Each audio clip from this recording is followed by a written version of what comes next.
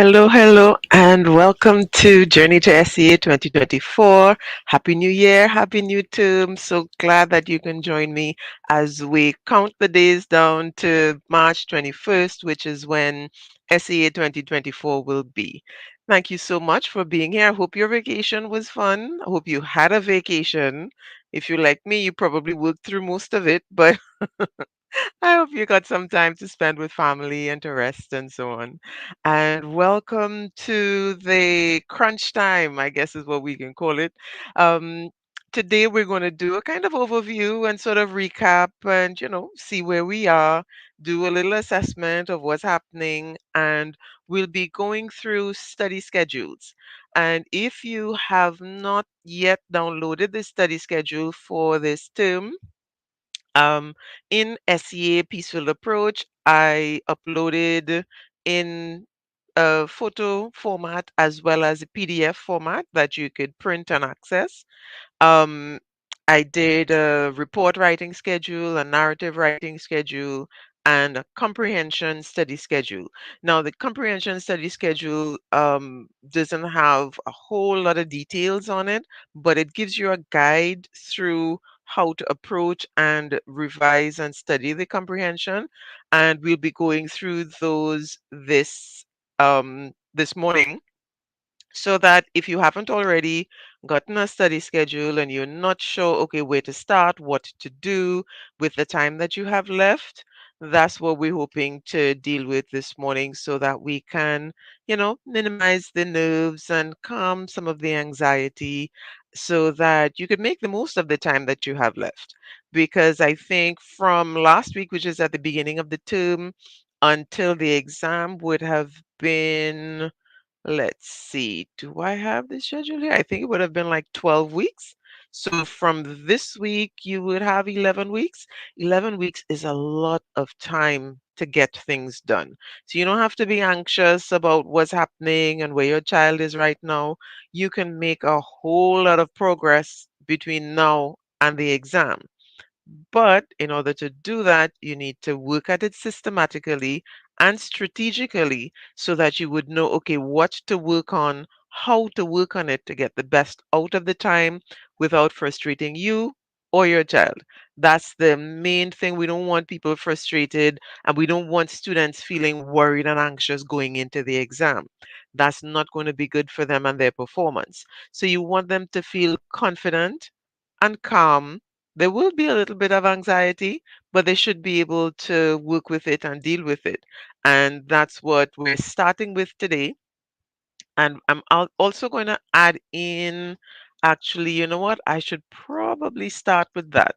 I've done it before, but just for those of you who are new to the program, welcome. I'll tell you a little bit about myself in a moment, but let's go to this grounding technique. So let me see. I haven't done this in a bit, so make make sure I could share. Let's share screen so you can see what I'm talking about. And this is what I'm talking about. So if you have not yet seen this, it is also in SEA Peacefield. It's also on my Facebook page, Wood Coach Youth. Um, you can download a copy. And what this is, it's called the 54321 grounding technique. It's used to help students, help anybody really, to manage anxiety. And when you feel like a panic attack is coming on or anxiety is causing you to, feel overwhelmed and distressed, this is something that you could work with. Now, I generally do a little modification to the technique because the original technique is really just to name the things and so on, but I add a bit more to it. And the whole thing can be done in like about 30 seconds. So I'm going to demonstrate it, what I do, and I use this for me. I advise students to use it as well, parents, just to really calm yourself so that when you approach the activities, you're not approaching the activities, um, you know, in a panicked way. The more calm and relaxed you are, it's the better decisions that you'd make. And so it'll be best for everyone. So with this 5 4 3 2 1 grounding technique, and you could Google it, we get a lot more information about it. I did this graphic, so well, it's a child's hands so that you could see how it is incorporated and you can share it with your children exactly as it is, to be able to help them calm themselves. And this is something that they can do when you're studying. Do it before studying, before you begin. You can do it during studying if anything feels kind of overwhelming. Just take a pause, 30 seconds, and do it. Depending on the intensity of the anxiety, might need to do it 2 3 times. It's something that they can do in the exam because, like I said, it's very quick so that it doesn't take away time from what they're doing, not enough to be significant, but just enough that they can calm themselves and perform a whole lot better. So what I do is that I add in some deep breathing into the equation, and the deep breathing actually helps with, blood circulation, the oxygen, and all. There's a whole science behind it, right? So we're combining the 5 4 3 2 1 grounding technique with a bit of deep breathing. And so here's how we do it, and you can time it to see how long it takes. And here's what you do: take a deep breath in through your nose, out through your mouth, and then 5 things you can see, and just look around you. So on my desk, I am seeing my cell phone, I'm seeing my computer, I am seeing the cable for the headset, I am seeing um, the remote for the second monitor, and I am seeing a box of um, Panadol multi-symptom. Yeah, there's such a flu going around. I don't want to get it, so I'm prepared. All right, so 5 things, and then another deep breath in through nose, out through mouth. 4 things I can touch, and this is where I make it multisensory, where I actually touch the things. So I'm going to touch the keyboard, touch the armrest, um, touch me, my stomach. So that's 3, and touch the headset. That's 4. Another deep breath in, out through mouth. 3 things I can hear. So I pause a little bit. I'm hearing cars passing. I'm hearing some dude shouting in the road, and I am hearing the sound of my own voice. So that's 3. 2 things I can smell. And before we do that, deep breath in, out through mouth. 2 things I can smell. I can smell the cream on my hand, and I can smell my perfume. So that's 2. And for the smell and the taste, sometimes you might not like actively smell things in the environment. So what you might do is to think of 2 smells that you like, or just any 2 smells that you can come up with. And then, so finally, last deep breath in, out through mouth. 1 thing I can taste, and I am still tasting the toothpaste. And again, if you can't name a thing that you can taste, just something, a flavor that you like, or what you last ate, any flavor, any taste that you could name. So with me given going through the whole explanation and digressing a little bit, it was about a minute and a half.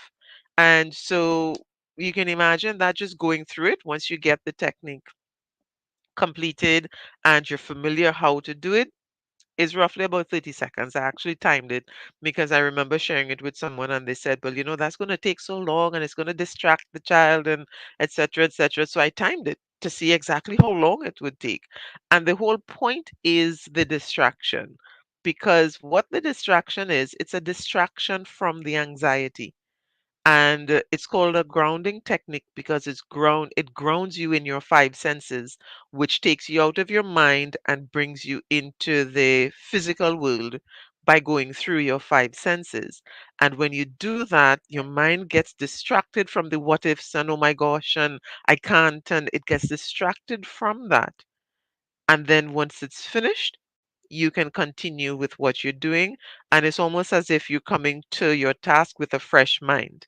And so let's try it one more time. This time, no explanation throughout. I'm just going to do it so you can see the whole process from beginning to end without me talking in between too much. I'll just say five things I can see and so on.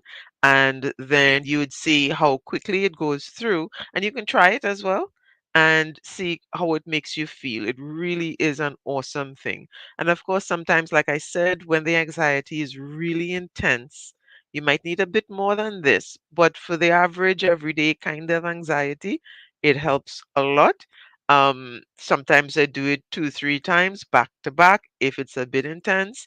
And then from there, I can implement other strategies if I need more support with the anxiety. So it's not going to cure anxiety, it is going to help you sort of dial it down a little bit to be able to manage it better. And that's why it's called a grounding technique because it really grounds you, like I said, in your physical senses. So, all right. Let me see. All right. So I'm going to begin.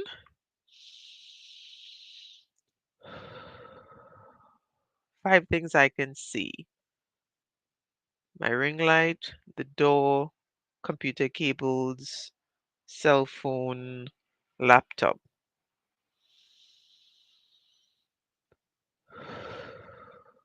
Four things I can touch: keyboard, hand rest, mouse, me.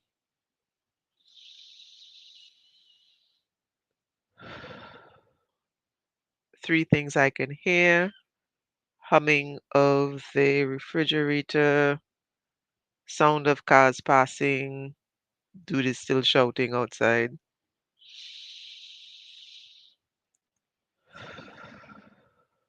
Two things I can smell: my cream and my perfume.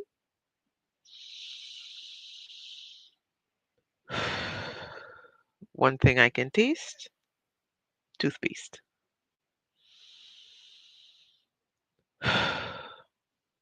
And that's it. We're done. So I hope you tried it and I hope you're feeling the benefit of it. It really is calming, especially that deep breath in and exhale. It does a lot to get you grounded and more focused on what you're doing. So that is something, like I said, you can try it out. If you want to download the graphic that I just shared, it's in SEA, the Peace Filled Approach, in that group on Facebook. So join the group if you're already there. Awesome. Go find it. Just look in the files section and type in um, grounding technique or 54321. If you have any trouble at all locating it, send me a message on Facebook or on WhatsApp. Let me put up my WhatsApp number, 7174993. Um, and you can WhatsApp me and I would send it to you. I could send you a copy from there, right? Not a problem at all. That's my number for the WhatsApp. So you can have that, use it. I use it all the time. Absolutely all the time. Coming into this session, I did it in preparation for this session and to help calm my nerves because this is our first session of 2024 and transitions and new things bring up some anxiety for me, so it really helps a lot. Okay, so for those of you who are new to the live, if you don't know who I am, let me fill you in on a couple of things. So, my name is Shelley-Ann Edwards Barron, and I am a creative writing specialist. I label myself a creative writing specialist because I really do get into the details of creative writing. And what that means is that I work with both reports and narratives for primary school students, but I also work with adults who need assistance. I work with secondary school students.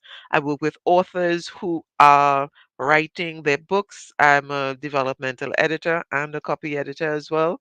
So it's really a lot about the words and expressions, and I go into a lot of details with those things. I'm also these days doing some comprehension classes. We'll talk a bit more about that when we go through the schedule. because what I recognize is that the narrative writing is the written aspect of fiction comprehension. Nonfiction comprehension is the other aspect of report writing, and then the poetry kind of combines with the fiction. So there's a lot when you look at that relationship between reading and writing. It is so intense and so profound that we can develop skills and strategies from maximizing on both so that we get the best use of our time.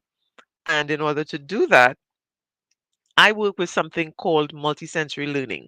So, just as the name suggests, multi meaning many and sensory meaning your senses, that combines to working with multiple approaches and multiple interactions with your senses through learning and teaching. And those techniques are absolutely awesome for students who have any kind of learning challenges, especially those who are ADHD or on the spectrum, autism spectrum.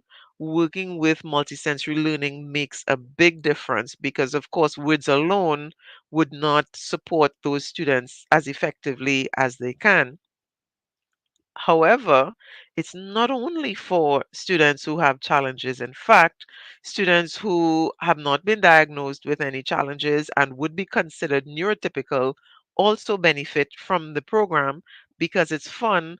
And we all know that when learning is fun, students tend to want to learn as well as they remember more of what they learn with repetition and reinforcement. So, multisensory learning, using all your senses in addition to the repetition, that is what we're about. And so, for the programs that we're working on this January to March for the Standard 5 students, while they may not necessarily include, experiments and so on, they're very interactive so that students can have that interaction and really develop what they're doing. So, multisensory learning, because what I discovered is that, when students are expected to produce narratives, especially, they have to be really expressive. When they're expected to produce reports, they have to give lots of details. That also means paying attention to the senses. We write it in a different way, but we also pay attention to what's happening around.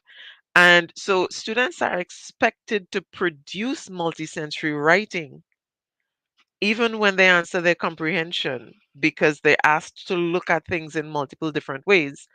We expect students to produce multisensory output, but we don't always give them the multisensory input.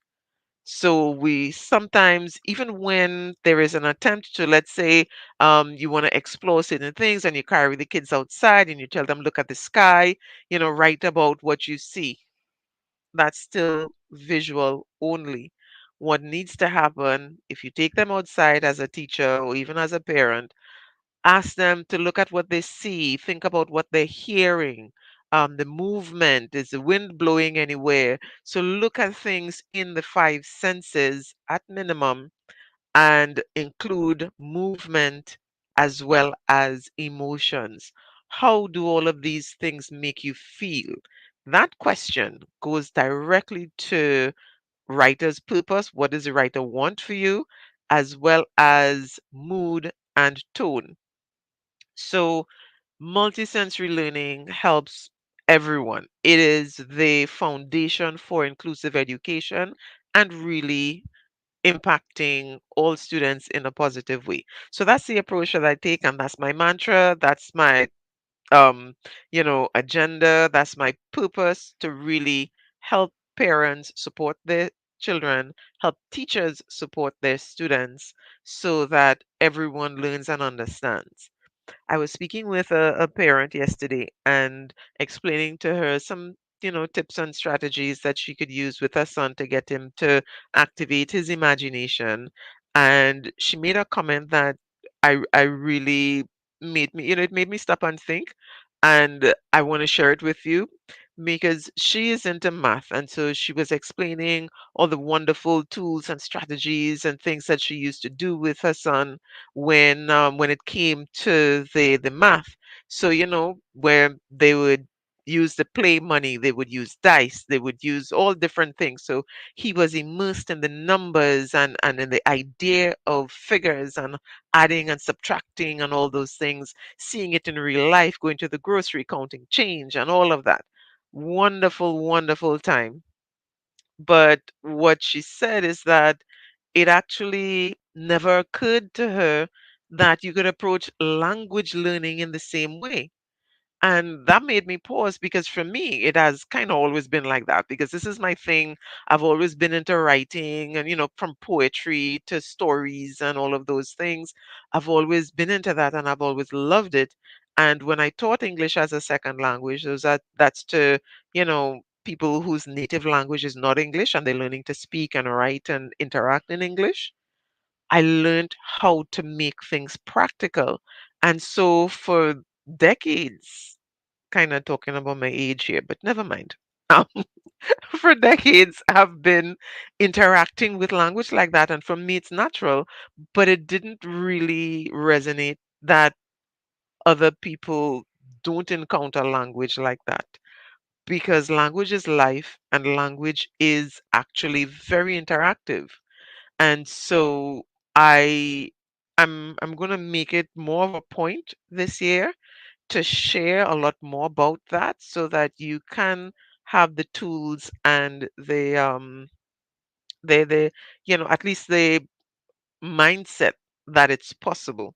So for example, with developing the creative thinking and developing the critical thinking that is necessary for writing narratives, what I did with my kids was to sort of make stories with everything.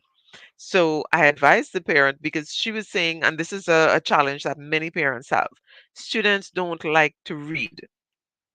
The number one issue with children not liking to read is that they're really being forced to do something that they they don't see the point of, because in our modern society students get information through all kinds of different multisensory ways, and we are trying to force them to pick up a book, especially if it's like, a book like and millions of words, and they're thinking, oh my lord, all these words is coming at them. It's not interesting, it's boring. And so it can be. So one, finding the most appropriate book for your child's level, not being afraid of books with pictures, recognizing that books are not the only source of information. So you can have your child read articles. You can even use comics. And comics, I use comics a lot. And here's how you would do it. So it's not just, okay, give them the comic to read and that's it. You have to interact with them.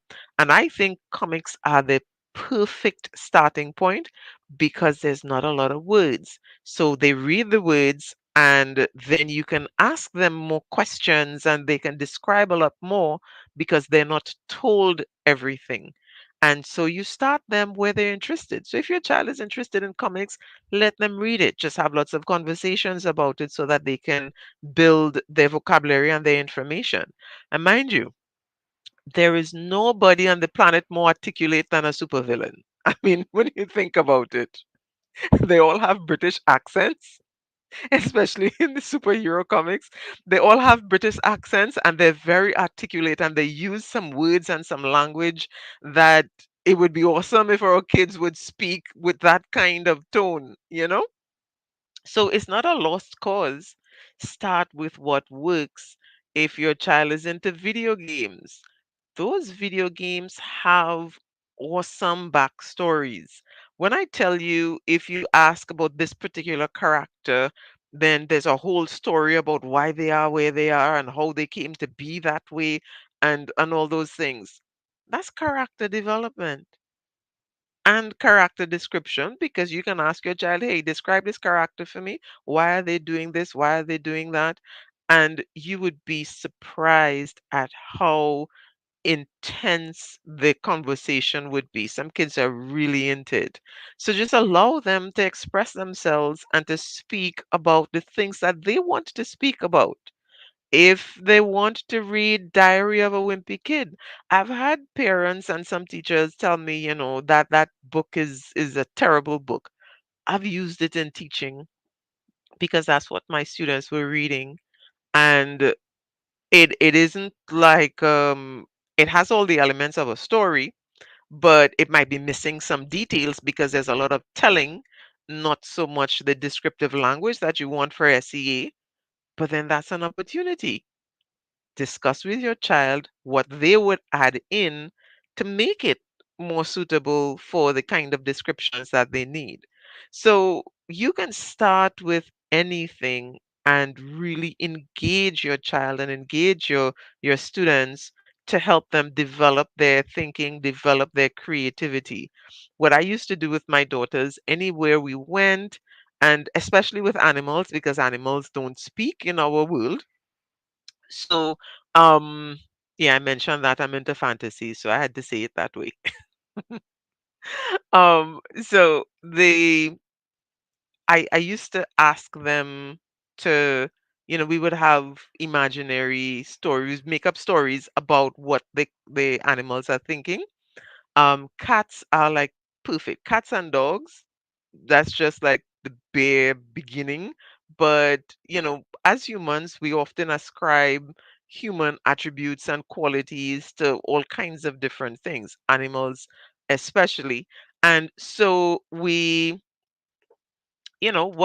is the dog thinking? Especially if we see, like, two, three dogs around, one is over so the other one here, they're looking like they're on a mission. Where they're going, what are they doing? Who is the leader, who is the friend, and give them names and add their voices based on what they look, they might sound differently. All those little crazy things might seem like nonsense, but what does it do? They help students express themselves, one. It helps to build imagination and to think beyond what is directly in front of you. And those qualities make for awesome narrative writing. And so those are the kinds of things that you can develop. And so it's not just about the structure that we're told this is what you have to do. When you look at the requirements for the narrative, which I can share that with you, if you don't have a copy of the holistic rubric, you should get a copy because it's a good place to begin. Let's see, which one is this? Reports. Right. So for the narratives, let me share my screen so you could see what I am referencing. Um, so we have this is a holistic rubric for narrative writing. So this one is also in SEA, the Peacefield approach. So if you don't have a copy, you can get one. Um, and I'm just going to scroll down quickly to show you why it says explained. In addition to the information here, I have a little breakdown so that you could understand exactly what the requirements really are about. So you can look for holistic rubric in the SCA Peacefield Approach um, files section, and you'd get a copy of this. So when it comes to description, and when we analyze the SEA prompts, we'd realize that the exam does not restrict students. It allows students complete freedom to express themselves. There is a guideline, but they are free to add and to, manipulate as their creativity allows. So let's just take a quick look at this, and then we're going to look at the 2023 exam, the creative writing, and I'll show you what I mean by the exam does not restrict students. So what are we looking for here? We're studying the exemplary because this is where we're all aiming. And if your child is scoring less than this, that's the like 18 to 20, you can go through the rest of it and see, where your child is. Quick note, proficient is the expectation. So when this exemplary says the response exceeds expectations for the writing task, they mean that you exceed this because this is the expectation. So you're labeled proficient if you do what you're supposed to do, and this is what is expected of students at this level. This is what they're supposed to do. So how do we exceed that? Well, here are the differences. So the setting is developed vividly established. So we have some words that are different between the two. So here we have setting is well developed. In this case, we have effectively developed and we have vividly established. That means using figurative language and sensory language when you're mentioning your setting. So we're not just saying that we're at home on the bed. We're saying things like we're home, sprawled off on the, you know, um, sprawled off on the soft mattress, hanging off the side of the bed, kind of. So we want to just see it, envision it, vividly established. Then we have competently developed through, and you see these words here, any two. To exceed the expectation, you need all three: physical descriptions, actions, and dialogue. Any four elements of the plot are competently developed. All elements of plot are expertly developed. Relevant, descriptive, and or figurative language becomes vivid, descriptive, and figurative language established, right? And then we go from logical use of transitions to skillful use of transitions. And so that makes the difference. If your child is doing what they're supposed to do, they'd get proficient. To help them work beyond that, to get to that 18 to 20 category, what do we need to do? Go beyond the expectations, and they're quite clearly spelt out. And so practicing that is where, of course, makes the difference. Some students get it quickly, some students don't get it so quickly. And so there's that's where teachers and parents, you can work with students to really help them. So let's take a quick look at the 2023 creative writing, which was narratives. And I'm going to show you what I mean when I said they leave it open.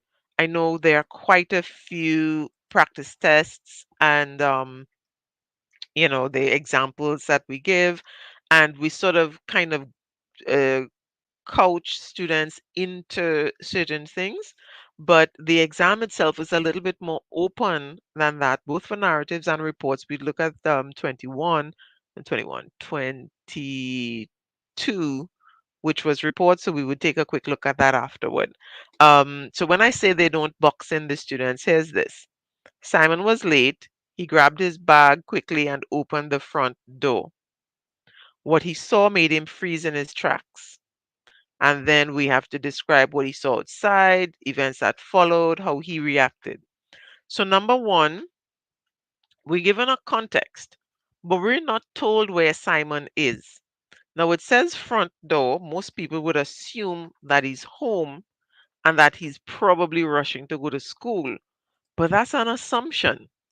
He could be at school rushing because somebody come to pick him up, or he's running to some activity that he's late for. Maybe he's late for his band practice. Maybe he's late for the superhero convention. It could be anything. Students are not told. So they're given a vague scenario so that they can attach their own imagination to it. It could be anything. So all we know for sure is that the dude is named Simon. That's the main character. We know he has a bag, and we know he has opened a door to go somewhere and something he saw made him stop. We don't even know what he saw. That is left completely open so that students can add anything.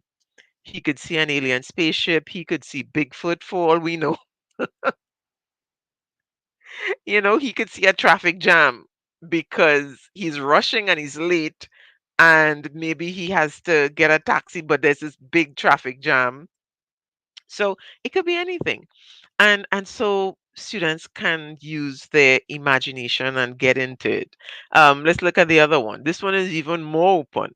The weather is perfect today, I hollered as we raced to our favorite spot.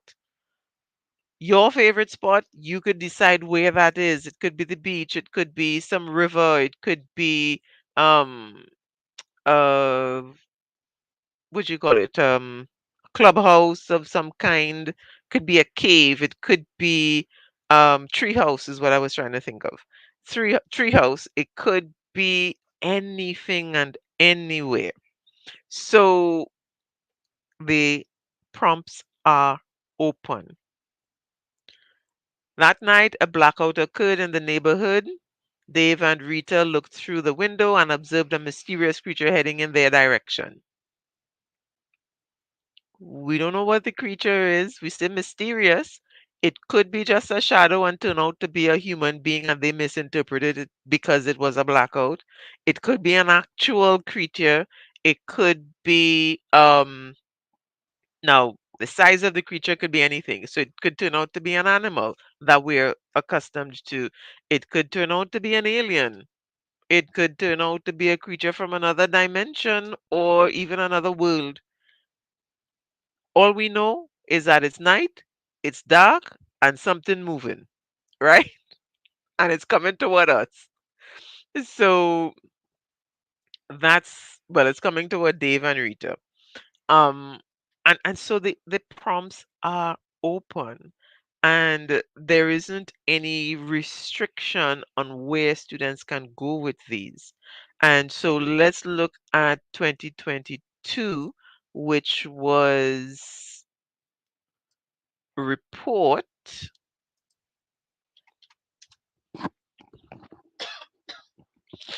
Excuse me. Let me share my screen. And so we just take a quick look at the reports so that you would see the prompts are open and students can steer it in a direction that works for them, that they are familiar with, so that they can do their best writing. There is a basic context that they must work within, but they can steer it in other directions as needed. So let's look at these. So for this one, medical professional visited your school and addressed your class. Does it say who the medical professional is? What type of medical professional? No, it doesn't. So you can decide that it's medical doctor, could be a nurse, could be a psychiatrist or psychologist, could be let's say a researcher, scientist, a biologist who is dealing with, different types of diseases. Could be, we know it's medical profession, so we have to stick with that, but then that's a range and we can decide who and what wants we want to write about. And they address your class. Does it say what they address your class about? No, it doesn't. So the student can decide. They could be a district nurse coming to talk about washing hands properly or dental hygiene. Could be a dentist. Um, you know, anything. Your class was responsible for taking care of a vegetable garden. So we know there's a vegetable garden. We know it's your class. So this is happening either at school or somewhere near school. But what are the vegetables? Who is doing what? What are you growing? How the vegetables grew? Anything. It's pretty much open after you start with the basics. During a field trip to a local tourist attraction, local tourist attraction. It does not say Pitch Lake. It does not say Fort George. It does not say any specific one. So any local tourist attraction that the child is familiar with, they can use that. And the child slipped and hurt their wrist, so they know they have some sort of background. Okay, this is an injury, and therefore I'm going to be talking about an injury. So the point I'm making here is that the prompts for the creative writing allow students to expand their thinking. They allow students to add in the notes and details that they know, so that you could work with that. Absolutely work with it. And so when it comes to like maximizing the idea of, what's happening in the prompt and so on, once they analyze that prompt um from the perspective of they have the context and they know what's going on, you're good to go.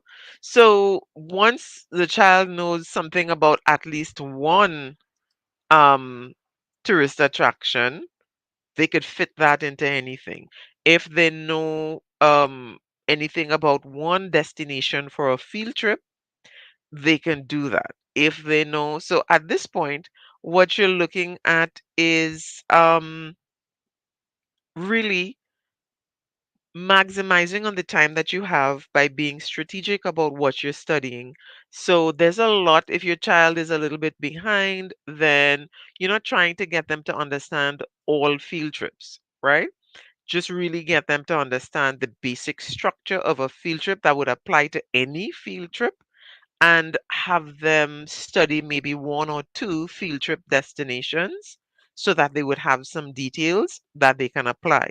One or two tourist attractions that they can apply. One or two sports that they can work with. One group sport, maybe either cricket or football. One one individual competition kind of thing, so that they would have an idea of if it's an individual competition or a group competition, what kind of generally happens, things about sponsors, those kinds of details. That's what you're looking at. So it's really absolutely necessary to have that structure and that idea, but then remember that students do have the opportunity and the flexibility to expand their thinking and to fit what they know within the prompts. And so they're not necessarily learning this thing and they have to learn all these 1200, teach the skills and teach the format. And once they have content details, they will be able to fit within whichever. And so you don't want to restrict the students. You want to give them that flexibility so that they do have an actual choice.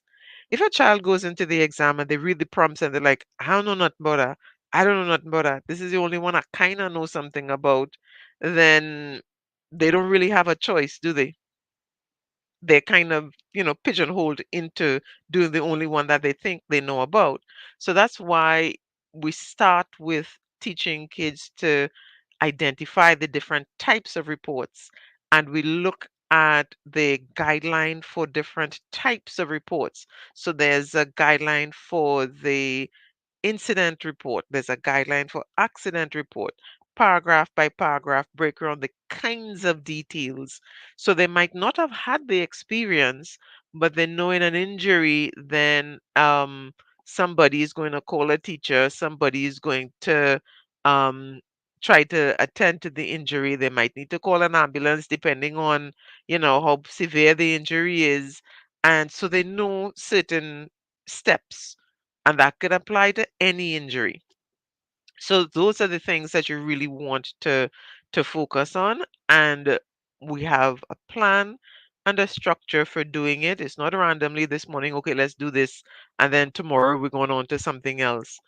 There's a plan and a systematic approach to it to help you move through, and like I keep saying, make the most of the time that you have left. And this applies to the narratives, to reports, and to the comprehension, because we don't know what type is coming, narratives or reports. Everybody has their opinion. Um, Most people think it's another narrative. It could be a report because they haven't done reports too much and they might be trying to, get their game together. So we really don't know. We're practicing for both and we're planning for both, and it's possible. So during this time, between now and I would say 2 days before the exam, because you do want to take a break and, calm down a little bit. But of course, know your child, know your students. Some students go right up and they're perfectly fine. Some students need to power down so that they could be rejuvenated effectively and, focused. Make sure you figure that out with your child. Um, and then have a plan, have a schedule. So let's start with the report schedule, as I usually do reports first. And if you don't have a copy, you can download in the SEA piece field. If you want, you can WhatsApp me, send me a Facebook message. I can get you a copy so that you could go through it. Um, and so let's just quickly go through the report schedule, and then we will take a quick look at the holistic rubric for reports. I just remember that we haven't touched that yet. Um, but all right. So now this one I did from last week. So we counted last week, so that's the 12 weeks. So from this week you have 11. Last week was really meant to be, if you look, create your study schedule and sort of, put things in place. So you want to allocate the time and allocate what days that you're going to work on these things. So it's not okay, you know what, we have a half an hour now, let's do this. No, you're scheduling the time and you're deciding, all right, 3 days a week, let's say maybe Monday and Wednesday, we will do the half an hour, and on a Saturday or a Sunday, we will do the 1 hour. And that's what you're working on. And while you want to do some writing every day, remember you have reports and narratives to work on. So 3 days for narratives, 3 days for reports, and 1 day to rest. And that's how your cycle will be going. Because at this point, you're alternating so that students, they have that ability to switch. And I know many schools, many teachers are randomly, okay, here are the prompts, because students really do have to get used to the idea that they can open that creative writing paper and see reports or narratives. So having them know exactly what's coming all the time, you can do that maybe for January, but when we hit like February, random, whichever, right? And so that's at school and for the formalities. But with your practice, we're planning and we know what is happening at each time.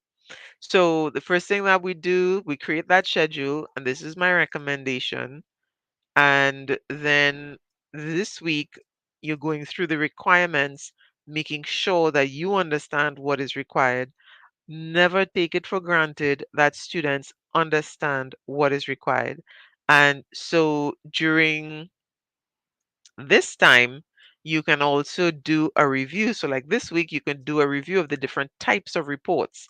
How do you read a prompt and know um, what type of report is required? What does the report prompt tell you about how many people are involved? And, so we're doing some type of reports, prompt analysis review during this week, as well as a 5 paragraph structure. I recommend 5 paragraphs. You can work with 3, you can work with 4, depending on the level of your students, but I work with 5. And even if the student doesn't write a lot, having them separate the information into those 5 paragraphs will still be quite useful. So even if they only write 2 or 3 sentences per paragraph, that is enough, and that will give them good marks still. So then from that, we do some planning drills. Students plan, students don't plan, students think planning is a waste of time. Some teachers think that. Planning is not a waste of time, but you do have to be very clear on how much time is allocated to planning because it can take up too much time if not done effectively. And so you want to do some planning drills. Get a list of prompts and just do so, like maybe um, select, have, I would select maybe 3 sheets with 3 prompts each. Give the child one, they choose a prompt and they plan. Give them another one, they choose a prompt and they plan. And so planning should take 5 minutes. And when they're planning, they're not just writing, okay, paragraph 1 is a summary, paragraph 2, what happens before, paragraph 3, the main part.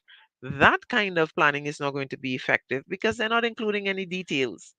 So you want to teach the students how to jot down notes and do things in point form and just give general ideas, how to annotate a prompt, which means circle things and underline things and do a little arrow and write a little note so that it can help them with the planning and really organizing their thoughts for expression in the actual report. And then work on first paragraphs. I have a specific 3 sentence format that I give my students, and I show them how to use those 3 sentences to give the information that's required and set the formal tone. So we practice that. You can do the 3 sentence format for different types of reports because it varies. As you can imagine, a competition, especially if it's a team competition, is going to be different from an accident that involved only 2 people. So then you definitely want to work on practicing that. So do a spreadsheet, do the worksheet, um, plan, practice planning. And while you're doing this practicing of the planning, remember you want to plan beyond paragraph 1, which is who, what, where, when. If that's all you're planning, that is only paragraph 1. So you want to plan the whole report.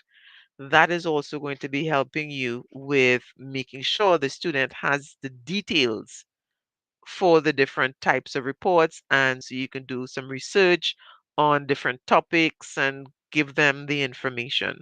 So at this point in January, you're still making sure that the students are ready in terms of their timing and content so that they are producing and you give feedback, they produce, you give feedback.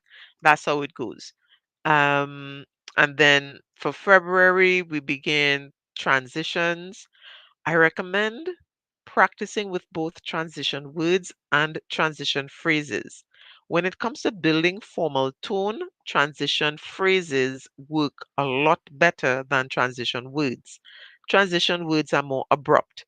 Transition words work well within a sentence, not at the beginning of a sentence, and definitely not at the beginning of a paragraph. That is best for transition phrases. And the difference between a transition word and a transition phrase is, let's say you use the word immediately. Immediately, the teacher called the ambulance. I'm just calling off the top of my head. Forgive the sentence, right? Immediately, the teacher called the ambulance. Transition word. Immediately after the student fell, the teacher called the ambulance.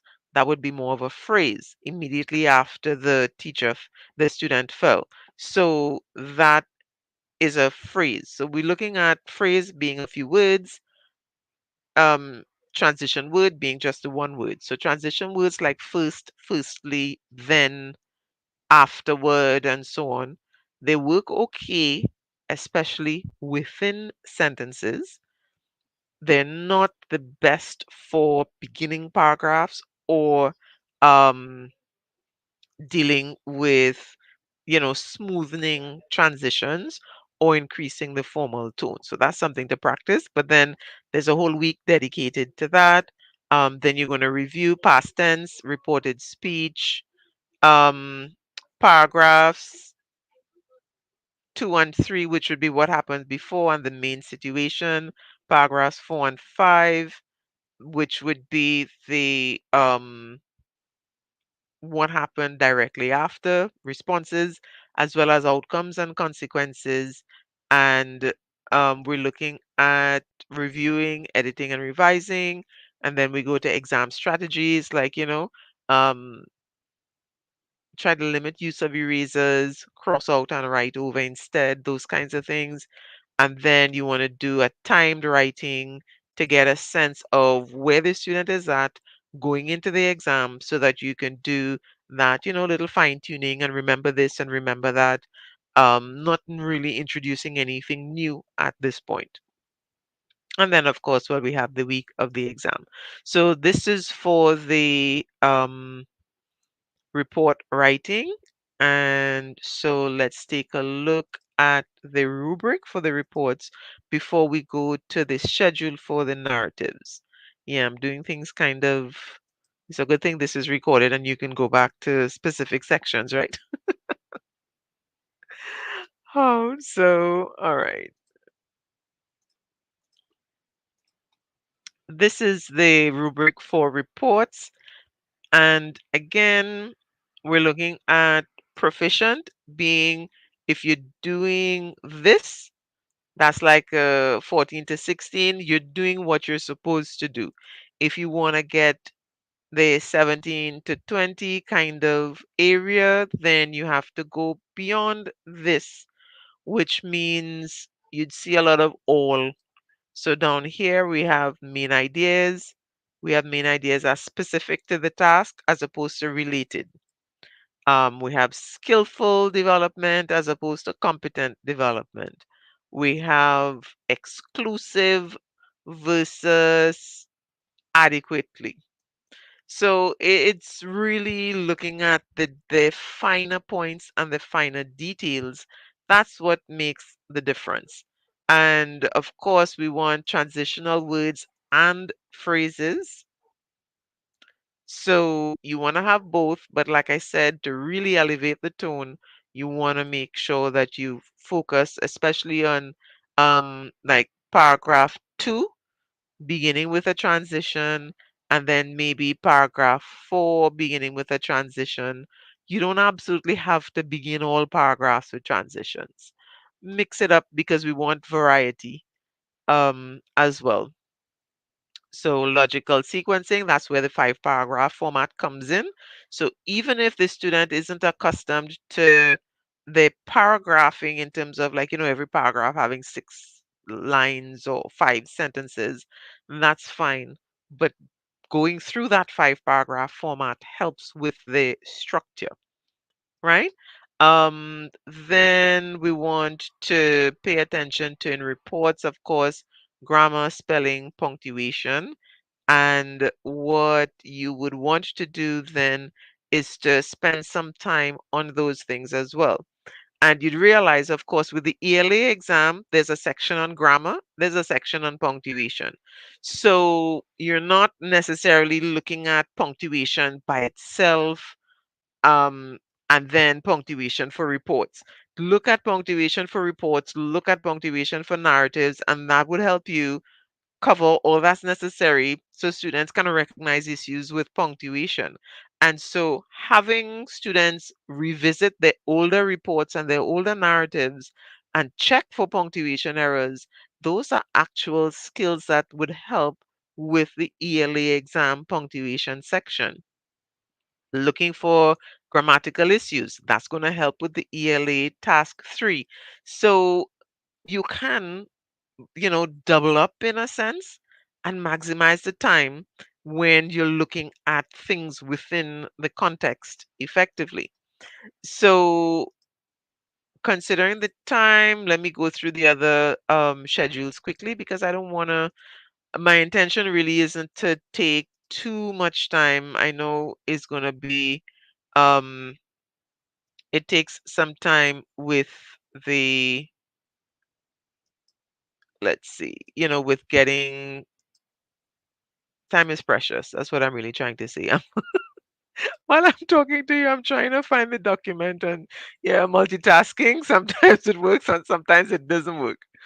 All right. So narrative, schedule, and like I said, if you don't have a copy, go to SCA Peaceful Approach, get yourself a copy, um, so that you could go through it. And notice it's the same kind of thing, 2 hours a week for the narratives, 30 minutes. So if you do Monday, Wednesday, Friday for narrative for reports, let's say Sunday, Tuesday, Thursday for um narratives, and Saturday you're free from studying.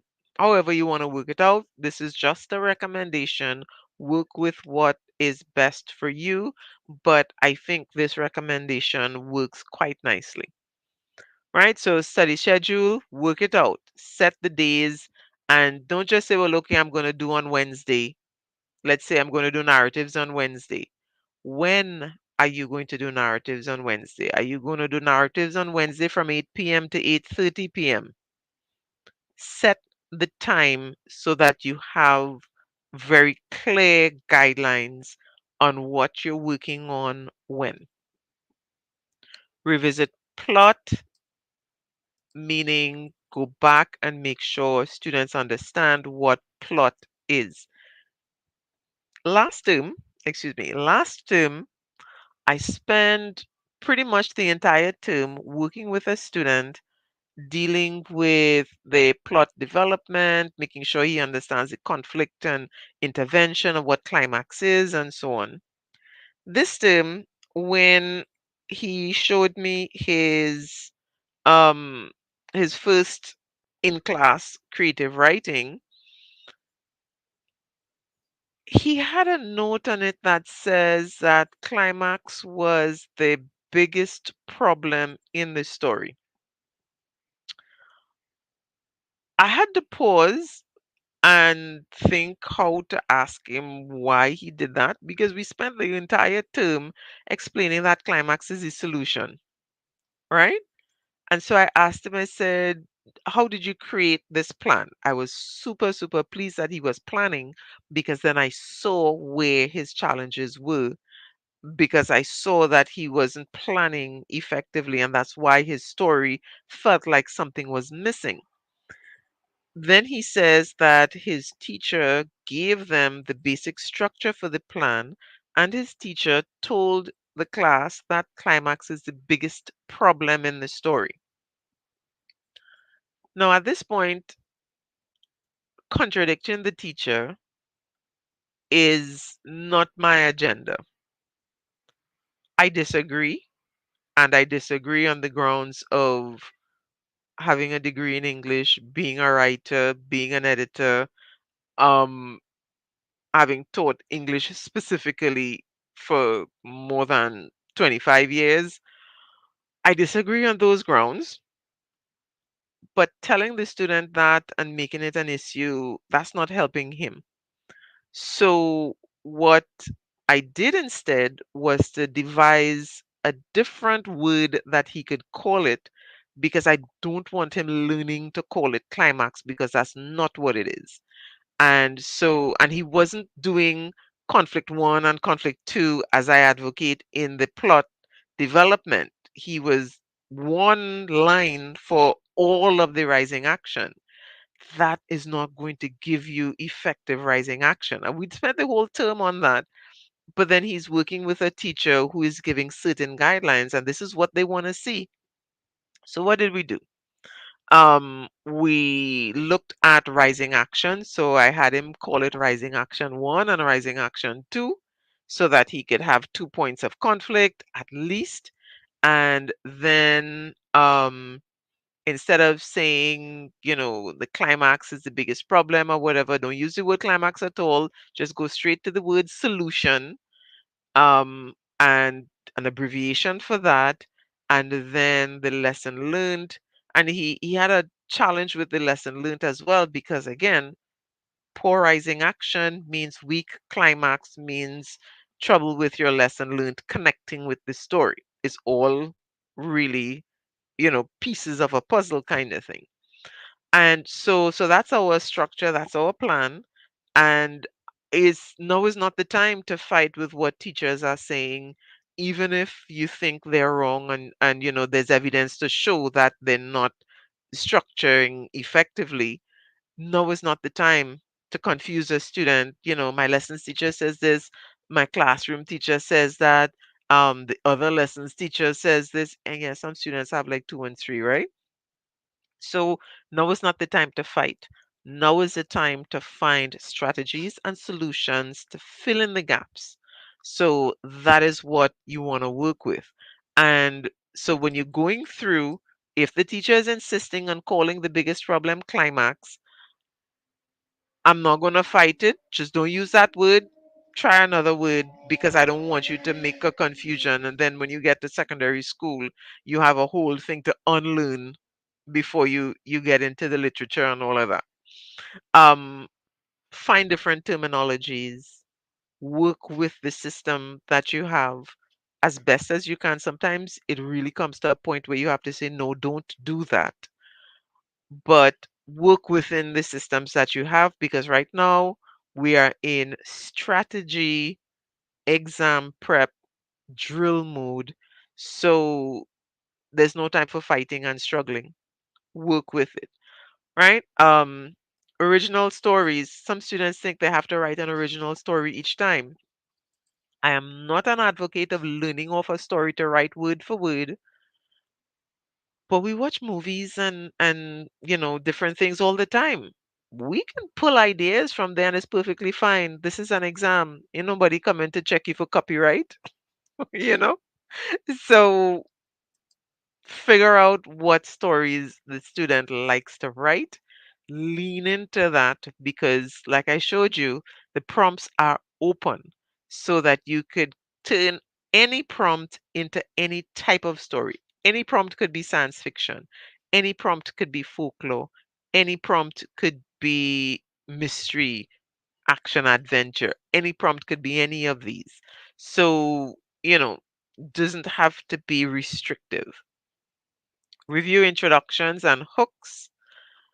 Um, I would say have a student learn two or three different hooks that they can apply to different kinds of stories. Try for it not to be cliche, please. Don't get it from a book. Even if you start with that, have the student write it in a way that it works for them, using the various structures and strategies, yes, but you don't want something that came from a textbook. You want something unique to the student. So you can start with the textbook, modify it to suit the student, and then have them learn that they can begin. Remember, well, we're going to get to that. There are lots of stuff to go with introductions. Setting descriptions, multisensory. Have fun with multisensory, because setting descriptions all have to do with how characters experience the setting so that readers can have those experiences too. Character descriptions. You can use multisensory there as well. Figurative language. If you want to score anywhere from 17 to 20, you need dialogue. So that's a consideration. Transitions and paragraphing in stories are different from reports. Spend some time on that. Review intervention and climax, review that lesson learned and how it connects with everything, and then the exam strategies and the exam itself. Now, these are the topics that you would be reviewing when you do these 30-minute sessions, right? So we're looking at ideas for information, technical skills, which would be some of what we're talking about. But every week, you should be writing one full story, one full report. So all of these things that I pointed out, that's what you're doing in those 30-minute sessions to review. But then at the end of the week or whatever time in the week that's convenient, you're writing a complete report, a complete story. Right? So that is that for the reports and narratives. And then let me spend, I think, about 4 minutes or so on the comprehension, and then that'll be it today. Um, so that'll wrap up our session today, and next week we would be really getting into that schedule that I showed you, so that every week I'm going to be giving tips and strategies based on those schedules and this one, which is the comprehension. And so it you can follow along and then do your own thing when you're practicing. And with the narratives and reports, if you don't already have a copy of the well, I'll show you in a little bit, because I do have resources that give you sample reports, sample stories that you could work with, that you can follow along and develop as you go with these lives that I'm doing. All right, so this is the comprehension schedule. Now, the comprehension schedule isn't as detailed, excuse me, it isn't as detailed, um, but what I want you to do with the comprehension is to look at each type of comprehension text separately. This is going to do several things. Students are going to create a mindset and an approach to dealing with each type. And that is necessary because there are certain questions that will come for each type that will not come for others. So, for example, fiction comprehension is like a story, and so you can get character questions. What type of person, those kinds of things. You will not get that in nonfiction because there's no character in a nonfiction. We have participants and we have individuals and maybe animals. If it's like they're talking about the lionfish, which was one that came, I think that was 2019. But you would not get, character questions in a nonfiction, but you will get it in fiction and poetry. You're not going to get it in graphics either. So you really want to have that separation. So make sure the student understands each one separately. Now, of course, this is your revision schedule. This is not what teachers are doing in school. Teachers are going to be doing the full thing. So, what you as a parent or a tutor would be doing is filling in the details. You don't want to duplicate what's happening in school. You want to fill in the blanks, fill in the details so that when the student is functioning at school, they're functioning at their best at all times. All right. So we do basics this week. Differences between the texts, make sure they understand that there is a difference. Context clues, how to use context clues, what they are, and then start with fiction. We're looking at questions and appropriate answers. Then do nonfiction, then poetry, then graphics, and then you repeat that. Fiction, nonfiction, um, fiction and poetry, nonfiction and graphics, and again, fiction, poetry, nonfiction, graphics. So at this point, you're doubling up. And what you're doing is 20-minute sessions, roughly. You can do 20 to 30 if you have the time, so another 2 hours. Um, and then you're writing, doing one full practice test on your own as practice every week. So spot checks with concepts and skills, and then practice. Spot check, com, context, skills, information, content, and then practice. And so you have that cycle going, and that's going to help you. So we spot checking fiction this week, but then we're doing a full exam. Spot checking nonfiction this week, but then we're doing a full exam. Spot checking poetry, but then we're doing a full exam. And so what's going to be happening there is that you should be seeing the difference in the areas that you can go. So I believe with the right strategy and with the right focus and enough practice, a student who is scoring about 40% right now in this week, January 9th, 2024, can come pretty close to doubling their score by the end of February, beginning March. But there has to be a systematic approach to doing it. And this is something that I am actively pursuing. If your child is scoring very low in the comprehension, I have opened a comprehension class on Sunday afternoons from 1 p.m. If you want that information, I'll put it in the chat when this session is finished, so that you can get those details. But I can guarantee you, with systematic approach, understanding the questions and model answers, that is going to be the best way for students to really deal with their challenges with comprehension. If there's a vocabulary issue, there are strategies to work with that and work around it. If it's a reading issue, there are strategies to work with that and work around that. We have enough time between now and the exam, systematic approach, following a study schedule that is going to help every student do their best during the exam. And that I can guarantee.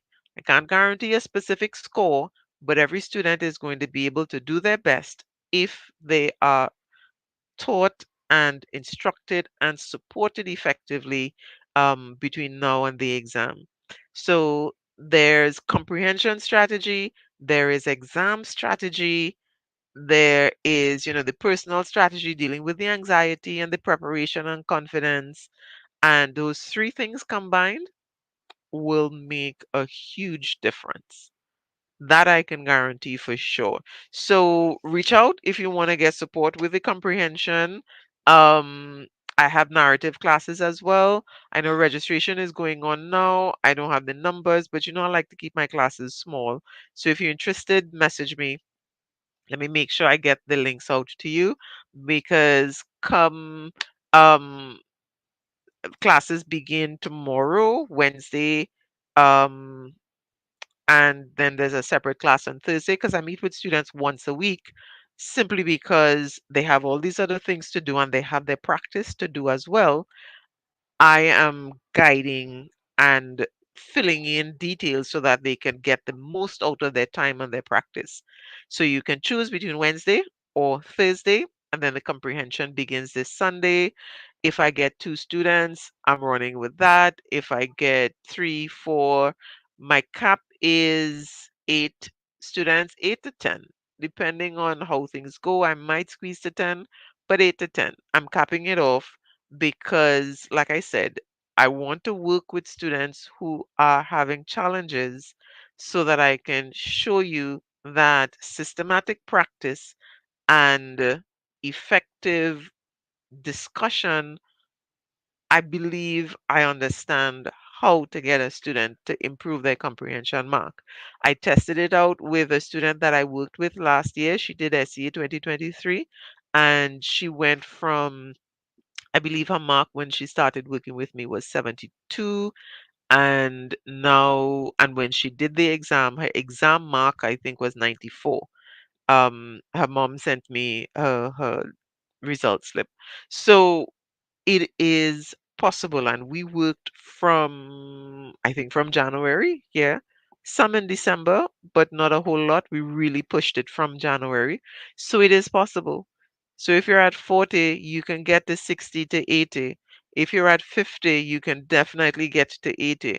It is possible, but students have to be able to put in the work in terms of the time and be willing to listen and understand because it's a slightly different approach from what most teachers are doing.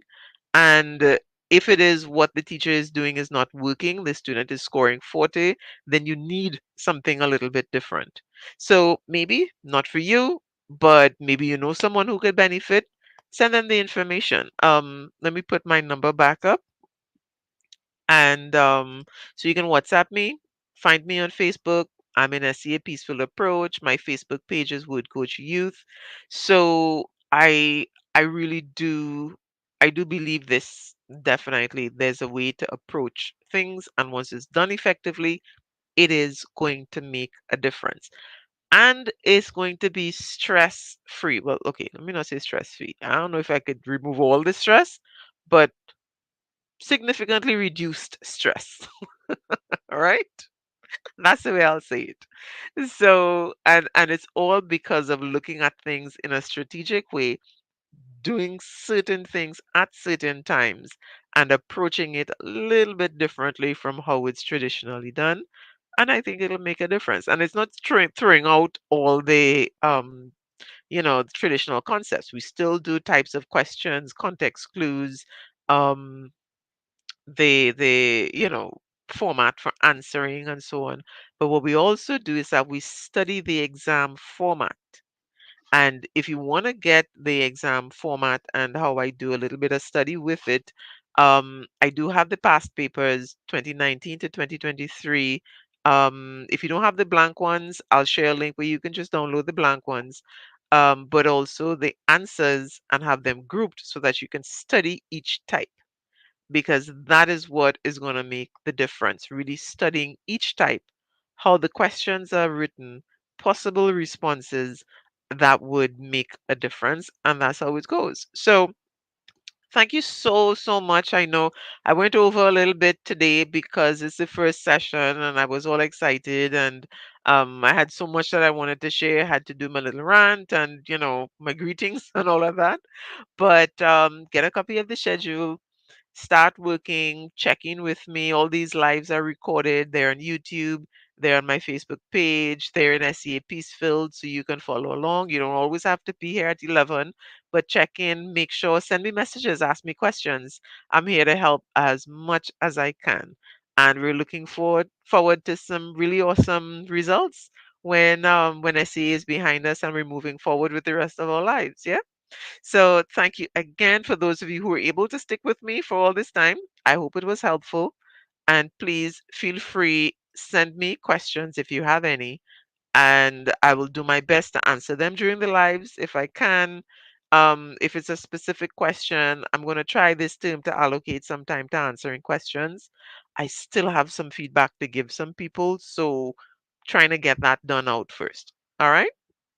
So take care, everybody, and I'll see you next week. Bye bye.